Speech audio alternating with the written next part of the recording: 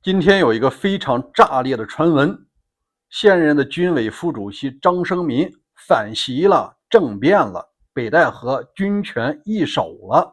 这事儿你信吗？他拿啥政变呢？如果说他们传闻这个张又侠、刘振立出来搞政变，我还能信那么10%。但目前呀，也只有这两位有这个实力了，但这俩人已经失去自由了。在今年的10月，他们也会迎来人生的重大时刻，他们身上的两顶帽子还能保住吗？如果有一天他真的进了秦城，见了自己的老领导郭伯雄，这两个陕西老乡会说什么呢？大家好，我是大卫，美西时间8月4号。咱上期节目已经提了，现在的军委副主席张生民，他的部队远在西北，远水解不了近渴。另外，他干了20年的政工，得罪的人很多，他的大腿只有一个，那就是老习。底下的马仔啊，都是查人的，打仗的一个都不会呀。在这儿呢，咱就必须说一下，7月30号，中共中央开了政治局会议，约定在10月份，日期还没定呢，要开5中全会。这个会上就有一个非常重要的环节，有那么几个人，老百姓啊都觉得这靴子必须得落地了吧？有谁呢？秦刚、刘建超，再就是那个刘振立和张友侠。人们实际上最关注的就是整天政变来政变去传闻，唯一有实力有能力完成政变的军委副主席张友侠咋样了？我看了一下啊，目前呢，他虽然说免去了政治局委员和军委副主席的职务，他现在头上的3顶帽子目前还在呢。如果不出意外的话，10月份他也会失去。其中第一个，他穿军装的上将的军衔是否要取消啊？第二，他的军籍是否要开除啊？这是一个最重要的环节啊。第二呢，他的20大代表虽然终止了，你在全会上必须得追认。另外，党籍能不能保住啊？老习会不会念在老乡的面子上保留个党籍，仍然称张友侠同志呢？第3顶帽子就是全国的人大代表。10月份啊，咱们就清楚了。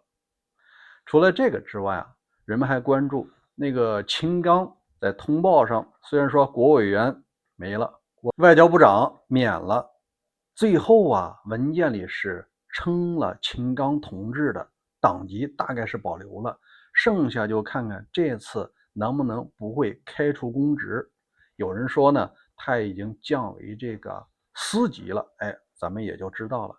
按说秦刚这人啊，在老百姓中的官声还不错，仪表堂堂，愿意和美国搞好关系，不就是下半身出了个事儿，和一个记者搞了一个美国儿子嘛？按说呀，你要想他反袭，恐怕不至于啊，他毕竟是老习自己提上去的人。第3个，那就是原来的刘建超，本来他是外长的人选，都差不多都要官宣了。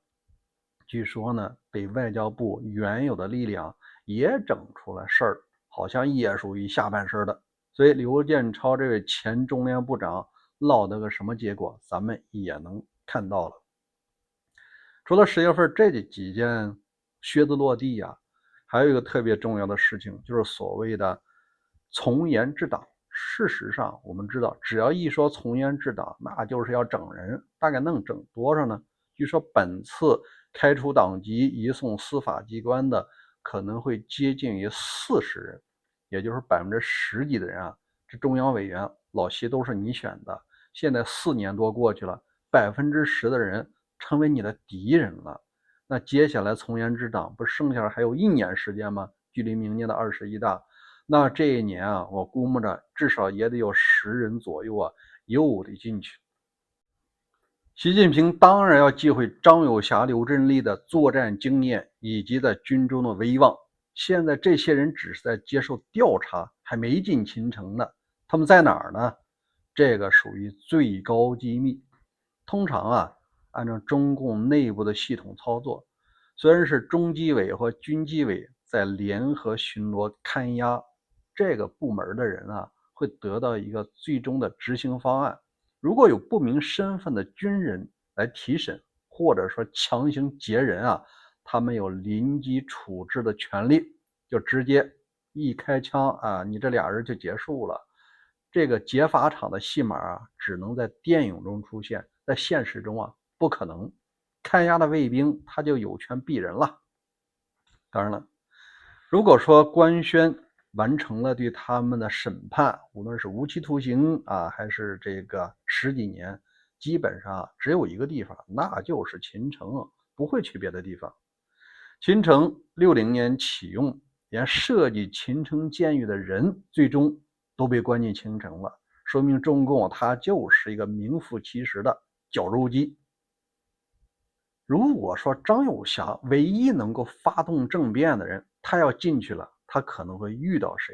我看了一下啊，秦城主要关的呢是这个副国级以上的领导人，每个监室20平米，里边还是相当不错的。在这我看了一下，作为陕西老乡老习第一个干掉的江西人马呢，是军委副主席郭伯雄。郭伯雄长期是管作战的，底下提拔的人太多了。你要说他收钱，那很正常。你在军中谁不收钱呢？这就涉及到一个什么问题啊？狡兔死，走狗烹啊！当年他的另外一个小老乡，陕西的叫房峰辉总参谋长，他呢实际上对于干掉他的老领导郭伯雄是出了大力的，但结果怎么样？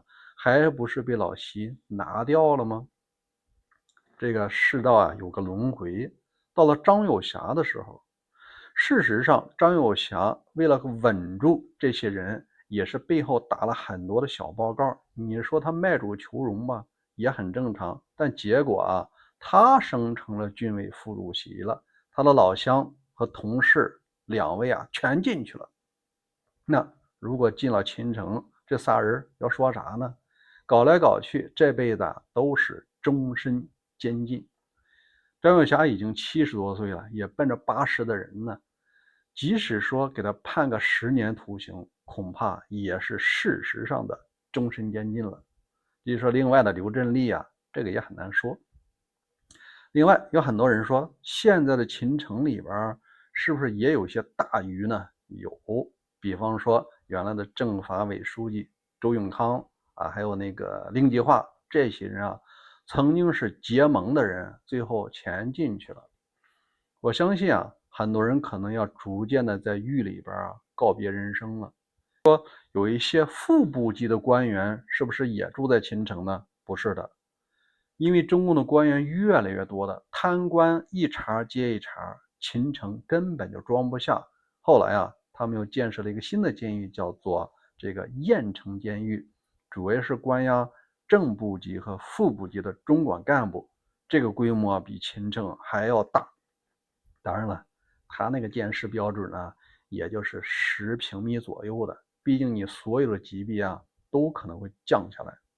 在这儿呢，我可能想问大家一个问题：10年后，你觉得现在在台上的这些政治局委员们、常委们，谁有可能进去呢？欢迎在留言区留言，咱们共同探讨。明天再会吧。